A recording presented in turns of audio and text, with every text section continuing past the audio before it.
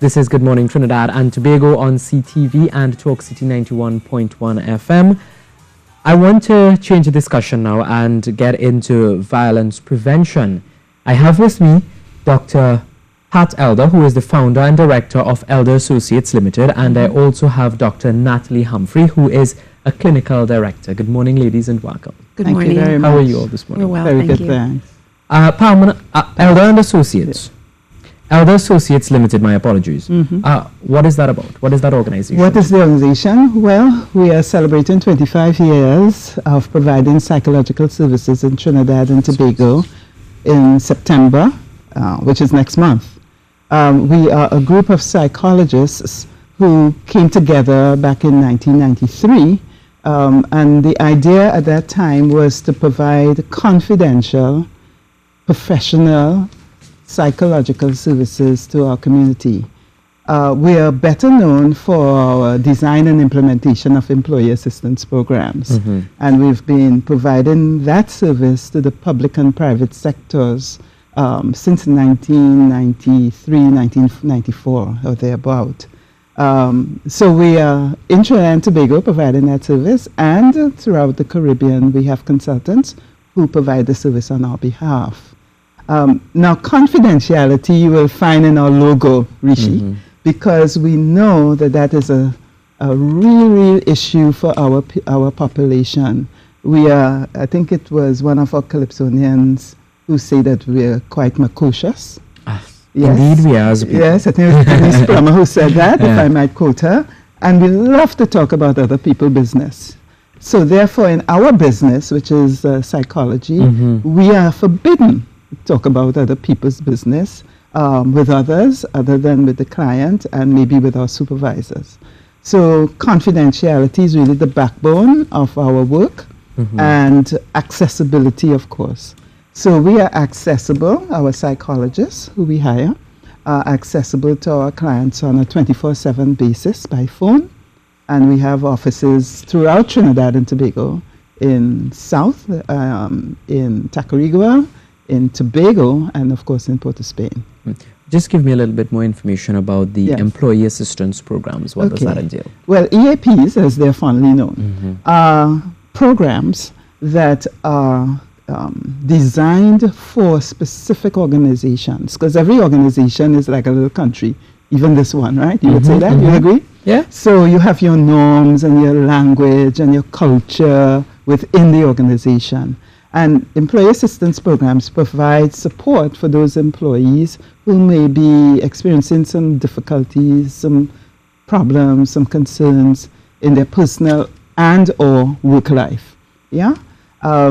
Because we know that none of us live in a silo. We love to keep ourselves safe, but none of us live in a silo, and we have to interface with people we work with, our supervisors, our managers, even the environment in the parking lot, the security guards that we deal with as we drive in here today, they are all part of our world. So employee assistance programs look at the whole person. The mind, body, spirit connection is the way we look at it. Dr. Natalie Humphrey, what part or what role do you play in this organization, and how long have you been with the organization? Well, I'm the clinical director at Elder Associates, and I've been there for about 5 years. And my role is to oversee and implement the services. So I spend my time ensuring that the services remain confidential and ensuring that the psychologists on our team have what they need to care for people. All right, and there is an initiative coming up on the 14th of September, which is the 25th anniversary of Elder Associates Limited. Correct. And the focus is transcending boundaries together. Yes. What we decided to do is, we, as I said, we've been around for 25 years.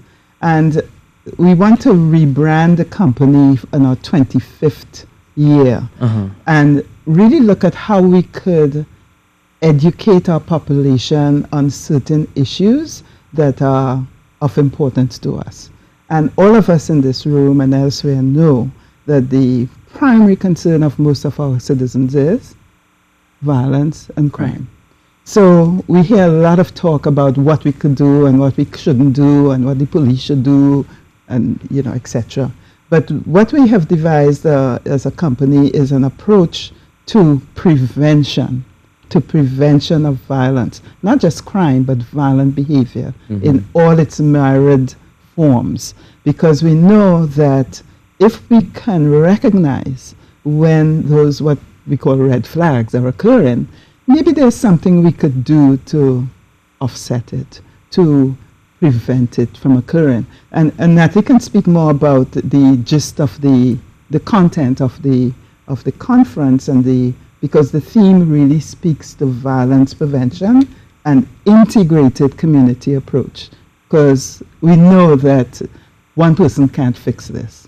It requires that village, that community approach. Yeah, and I was reading the flyer that you all had, and it said, many persons in Trinidad and Tobago feel a sense of being without control given their direct and indirect experiences with violence in all its forms. Yes. Sure.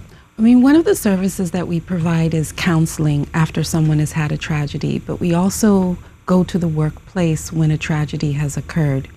And hundreds of people that we work with will say, after their loved one was murdered or harmed in some way, that, man, there were so many signs that something was going to happen. Or if someone that they love harmed someone, they say, the writing was on the wall. And the fact is that they're right, that violence is very predictable. So we ask them, if you saw these things, why didn't you do something? And their answer is always that I didn't connect the dots. And I didn't know who to share it with. And those that I shared it with didn't know what to do with the information. All right? So those are the things that happen before violence. So this conference is a prevention approach in that we would like to empower everyday people who see things in their community and don't know what to do with that, to do something in a way that does not put them in danger. But what are some of these signs that people can look out for, these tell signs that might tell you, okay, so this person is being abused or this person may be abusive in some situations? Well, one of the people that will be at the conference is Renee Cummings, a world-renowned psychologist that thinks a lot about what happens during childhood, during adolescence, early adulthood. What type of experiences do people have that lead them to have violent behaviors themselves?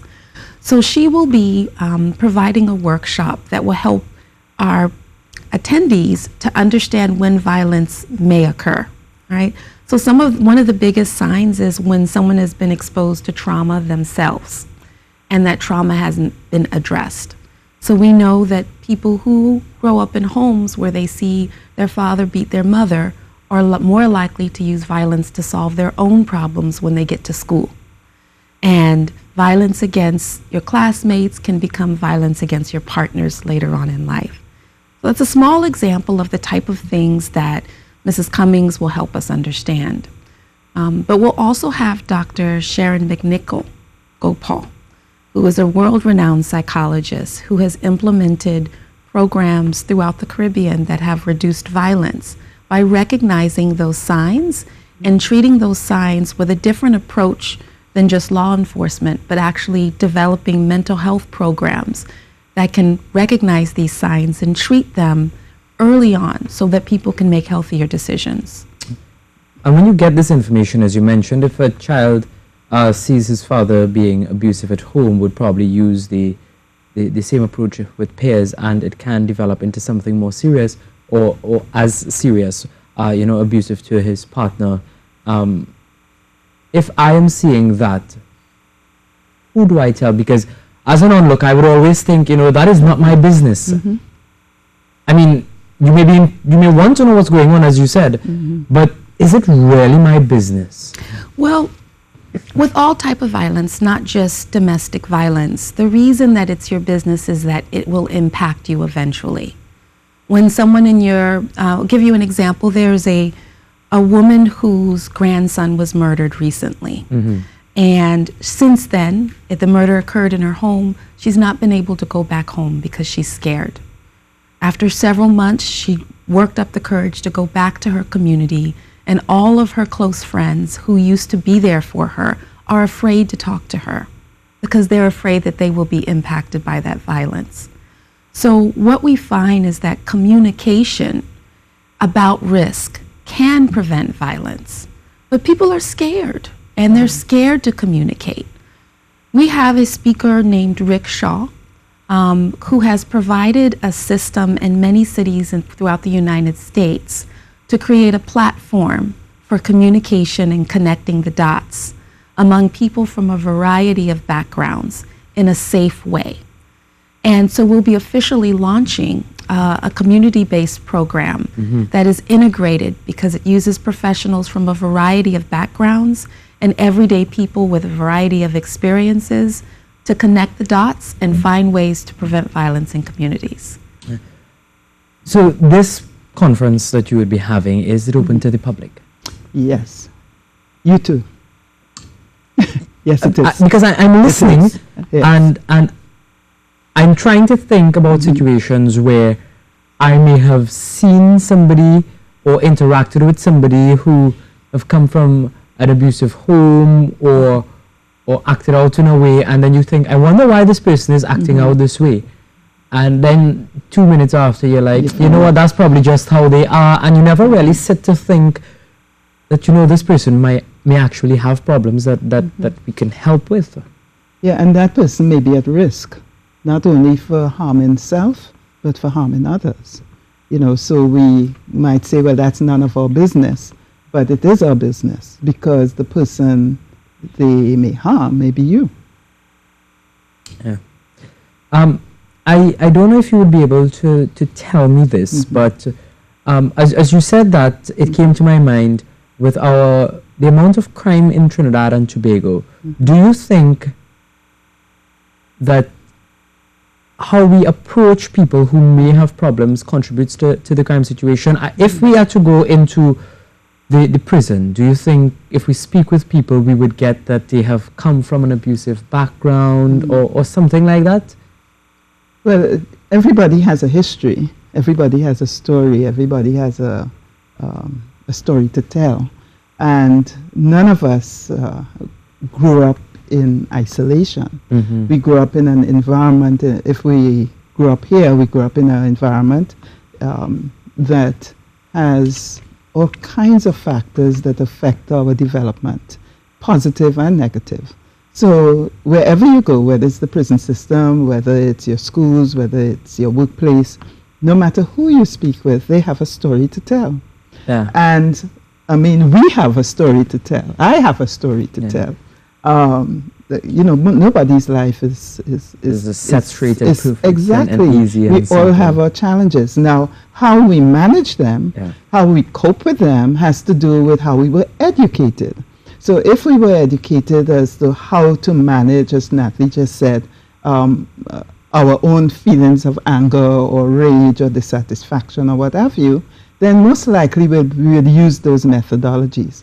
But if we were taught that the way that you solve a problem is to punch Rishi in his mouth, hey, that's what you're going to do. That's what I'm going to do until I learn differently that, you know, that is not a appropriate behavior. Yeah. There are alternatives to punching you in the face to solve a problem, you know? Yes, there are. Yes, there are. Yeah. Yeah, and then when you learn those alternatives, you need the tools to take the steps to have those alternative behaviors. Yeah. So if someone is released from prison, it depends on how much support they have at home. Right. If they're going home to an environment where they don't have their basic needs met, and there are not people there to encourage them, they don't have opportunities for job placement, and they're not provided with an opportunity to deal with the emotional pain of what happened in prison and before prison, well, then you have someone that's not at their best. And when we're not at our best, we don't make the best decisions. And so that results in crime as well. So when we talk about violence prevention, we're not talking just about enforcement, but how to help before it happens. Yeah. And the workspace, since I told you earlier that we provide EAP services, The workspace to me is like a fabulous place to offer this prevention type of approach, because folks in the workspace may not be able to even recognize, I need to go talk to a counselor because I'm feeling a how or whatever, because they may not have the resources. But the employee assistance programs that their organizations have in place provide this support for them free of charge. So if indeed they recognize that they are in need of that kind of support before the event occurs, the EAP service is there for them and their family members. And I know, I can tell you at CNMG we have some psycho people that probably need some help. I'm not calling the director's name and the two cameramen downstairs. I'm not doing that at all. Okay. But I'm sure that they can contact you all and get some help. 622-6594 is the number.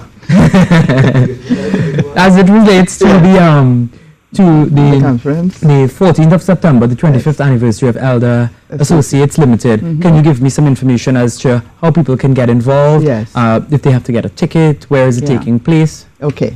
It's at the Hyatt on the 14th of September. On a Friday. It's a Friday. Yeah. September 14th, and it's from what? 8 o'clock, is it? 8 until 5 p.m. Yeah, it's an all-day event. And 8 a.m. to 5 p.m. That's right, and we're very All-day. proud Yes. that First Citizens, as well as IGT, as well as Southern Sales, has partnered with us to provide this setting and Yes. provide this conference. Is it free to the public, or is there? No, there cost is a attached? small fee, $14.50 plus VAT. That's TT dollars. $14.50 plus VAT. Yes. All right, and members of, where can they get tickets? They can call us at 622-6594, which is our 24/7 hotline line. So anytime they could call us, and They can also find information on our website, on the website, which yes. is eldertt, eldertt.com. All right. Yes. Great. Well, thank you very much, Dr. Pat Elder, Founder Director, Elder Associates Limited, and Dr. Natalie Humphrey, Clinical Director, Yes. for coming in and chatting with us about this very important initiative. Yes. And if you want to be part of this initiative, you can call 622-6594 for more information. This is Good Morning Trinidad and Tobago. Now here's your local weather forecast.